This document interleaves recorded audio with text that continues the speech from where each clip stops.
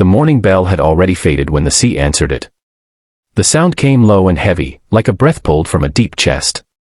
The convent sat on a cliff where grass bent toward the water, and the stone walls had learned the patience of wind. Inside, the nuns moved with the quiet rhythm of long habit. Feet brushed floors. Hands folded cloth. Voices rose and fell in prayer, steady and unhurried, as if time itself had agreed to wait. They were women who had chosen small lives. They knew the weight of buckets, the ache of kneeling, the comfort of shared silence. They knew loss too, but it had softened over years into something manageable, something that could be carried. The world beyond the walls was distant. War and hunger belonged to stories told by travelers who rarely came this far. When the lookout cried out, it did not sound like a warning at first. It sounded like surprise. By the time the word reached the cloister, the sea had changed color. Dark shapes moved upon it, cutting the water with purpose. Sails rose like wings that did not belong to birds. The abbess did not shout. She asked the sisters to gather. Her voice was calm, and that calm spread, though fear crept beneath it like cold under a door. They had heard of such ships, of men who came without warning and left nothing standing. They had prayed those stories would pass them by. The gate did not hold long. Wood split. Iron screamed. The men who poured in smelled of salt and smoke. Their faces were marked by weather and work. Their eyes moved quickly, taking, counting. Steel flashed, not always to kill, but to command. Some of the sisters ran. Some froze. Some held hands and whispered prayers they had known since childhood. The men shouted in a language that rolled and broke like the sea itself. They laughed, not because they were joyful, but because fear amused them. What followed was confusion more than cruelty at first. The chapel was stripped. The stores were taken. The bells were torn down. When the sisters were bound, it was done with ropes meant for ships, rough and unforgiving. The men argued among themselves, pointing at the women, at the buildings, at the sky. Choices were being made that did not include mercy. As they were herded toward the shore, the convent burned behind them. Smoke rose straight up, as if the sky were drawing the pain away. One sister looked back until a hand forced her head forward. Another closed her eyes and did not open them again until the sand was under her knees. The boats were narrow. The sea was wide. The nuns were packed low, pressed together, the world reduced to the smell of tar and the sound of oars.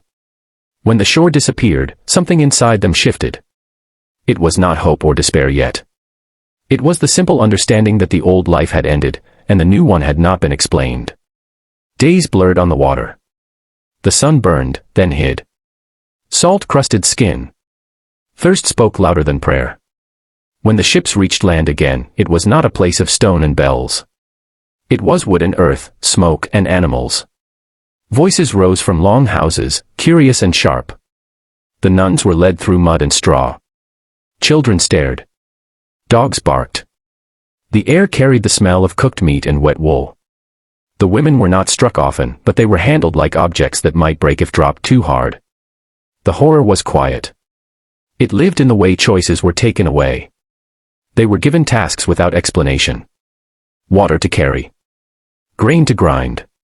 Fish to clean until hands split and bled. Their habits were taken, replaced with rough cloth that scratched and hung wrong. Hair was cut short to keep it from catching in tools, or hands, or thoughts. At night they were locked together in a low shed. It was cold. It was crowded. They spoke little then, saving breath. One would hum softly, a tune from the old prayers, and others would follow when they could. The sound was thin but stubborn. The men did not understand their words, but they understood fear. Sometimes they used it. Sometimes they ignored the women completely, which was worse in a different way.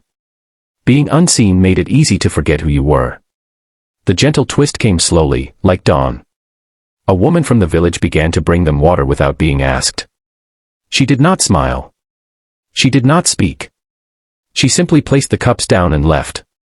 Another time, a child slipped a crust of bread through a crack in the wall and ran away laughing, not cruelly, but because running itself was joy. One evening, a storm tore at the roofs. Rain turned the ground to rivers. A beam fell in the shed, nearly crushing one of the sisters. Shouts brought men running. In the chaos, a rope was cut to free the trapped woman. No one tied it again. From then on, small kindnesses appeared, uneven and uncertain. A blanket left where it could be found. A task moved indoors when hands were too damaged to continue. The women learned to watch faces, to read the weather of moods. Survival became a craft. Still, the loss weighed heavy. Nights were long. Dreams were filled with bells that never rang. The sea was far away now, but it lived inside them, a reminder of how quickly the world could turn. Winter came early. Frost hardened the ground. Breath showed in the air like spirits escaping. Work slowed, but hunger grew. The village had its own fears then. Stores ran low. Illness crept in with the cold. When sickness spread, it did not respect chains. The nuns knew herbs. They knew how to cool fevers and clean wounds. At first they were not allowed to help. Then a child worsened. Then another. Desperation opened doors that force could not. They were brought into homes, watched closely. Their hands moved with care they had practiced for years. They spoke softly, even when not understood. Slowly, eyes that had seen them as spoils began to see them as useful, then as something closer to human. One sister collapsed from exhaustion. She was carried back to the shed, not dragged. Another was allowed to rest by the fire. These were not freedoms, but they were cracks in the wall. The abbess gathered the women one night and spoke of holding on. Not to rescue, which might never come, but to each other. She reminded them that identity could live in acts, not places. Grinding grain could be prayer. Tending the sick could be worship. Endurance could be faith. When spring returned, it did so reluctantly. Ice broke on the river. The world breathed again. With the thaw came ships from other places. News traveled. Coins changed hands. Among the traders were whispers of ransom, of women worth more alive than broken. Negotiations took time. Tension hung like fog. The nuns were kept closer, watched more carefully. Fear returned, sharp and immediate. They did not know if the talk meant freedom or another journey into the unknown. One dawn, they were gathered again. Not bound this time, but not free either. They were led to the shore. The sea looked the same as before, and completely different. It always did. The crossing back was quieter. The men spoke less. The nuns were given more space, more water. No one explained what would happen at the end, but the direction was clear. Toward home, or what was left of it. When land rose, it was not their cliff. It was another port, another stone wall. Hands reached out, not to take, but to count and confirm. Coins passed. Words were exchanged. Then, suddenly, the ropes were gone. Freedom did not feel like joy at first. It felt like standing after a long illness, dizzy and unsure. The women were taken to a house where food was warm and beds were soft. They slept for hours, then woke and slept again. Not all returned. Some had been lost to sickness. Some had been sold elsewhere. The empty places were felt keenly, like missing teeth the tongue keeps finding. When they finally reached the ruins of the convent, grass had grown through ash. The bells were gone forever. The walls stood, scarred but upright.